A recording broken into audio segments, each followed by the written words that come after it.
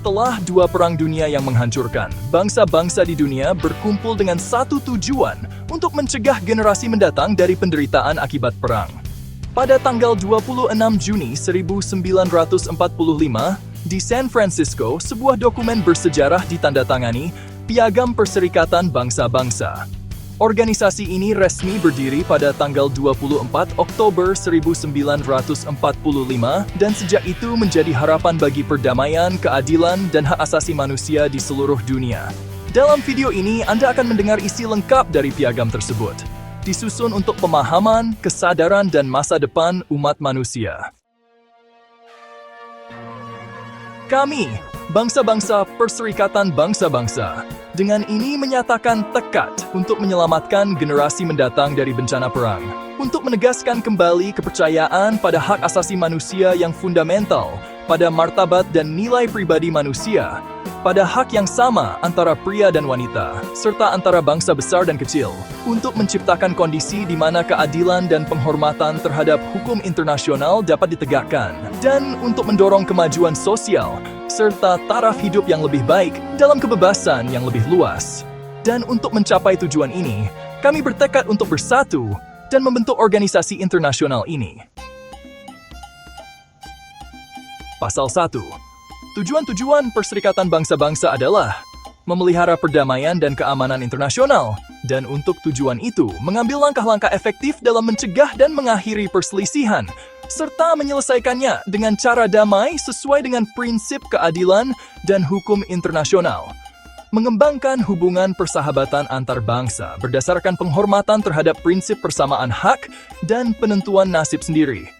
Mewujudkan kerjasama internasional dalam menyelesaikan masalah ekonomi, sosial, budaya, dan kemanusiaan, serta memajukan mendorong penghormatan terhadap hak asasi manusia dan kebebasan dasar bagi semua.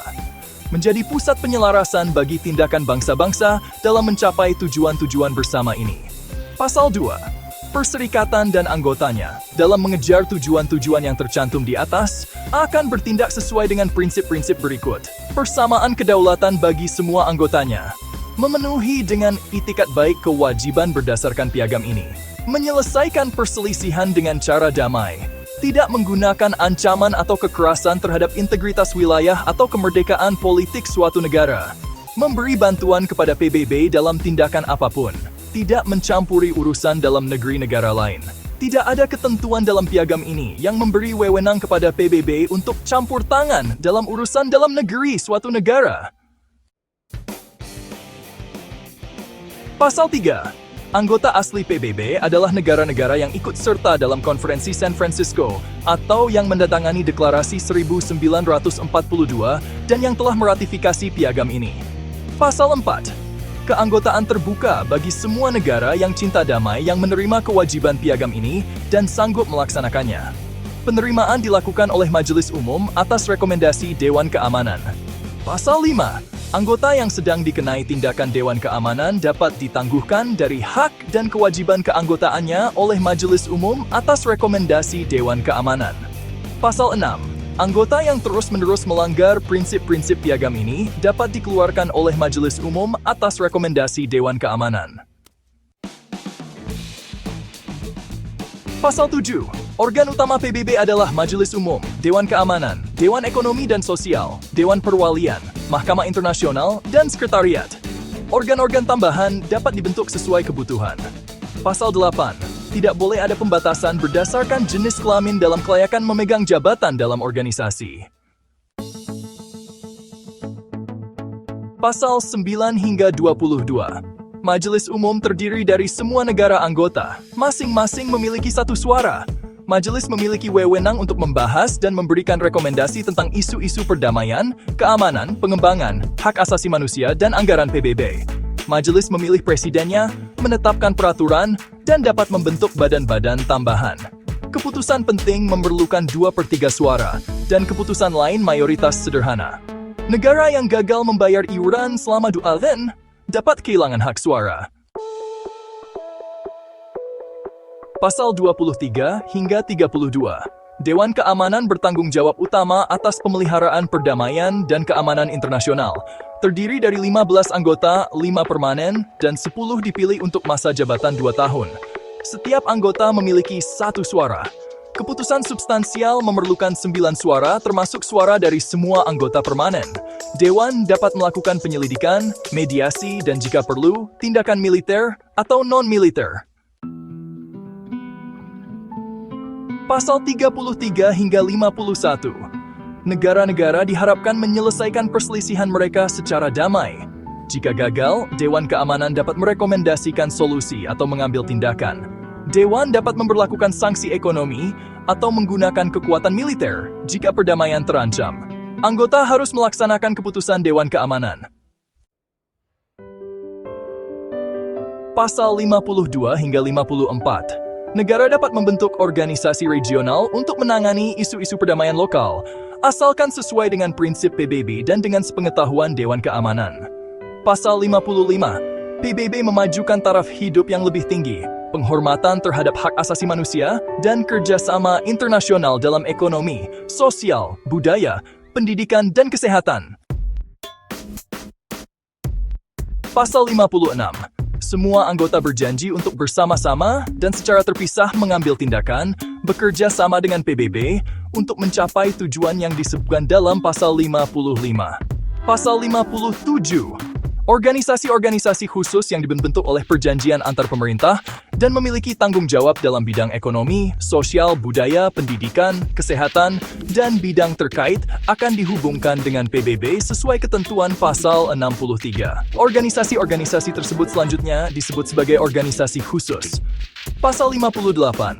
PBB membuat rekomendasi untuk koordinasi kebijakan dan kegiatan organisasi khusus tersebut. Pasal 59. Bila perlu, PBB akan memulai negosiasi di antara negara anggota untuk pembentukan organisasi-organisasi baru yang relevan dengan tujuan Pasal 55. Pasal 60. Tanggung jawab untuk pelaksanaan koordinasi dalam Pasal 55 hingga 59 ada pada Dewan Ekonomi dan Sosial. Dewan Ekonomi dan Sosial terdiri dari 54 anggota yang dipilih oleh Majelis Umum berdasarkan distribusi geografis. Dewan memiliki wewenang untuk menyelidiki, menyarankan, dan mengordinasikan kegiatan ekonomi, sosial, dan budaya global. Dewan juga menjalin hubungan dengan organisasi-organisasi khusus dan dapat menerima masukan dari LSM internasional. Setiap anggota memiliki satu suara dan keputusan diambil dengan mayoritas sederhana. Anggota PBB yang mengelola daerah non-pemerintahan sendiri mengakui bahwa kesejahteraan penduduk di daerah tersebut adalah tanggung jawab suci.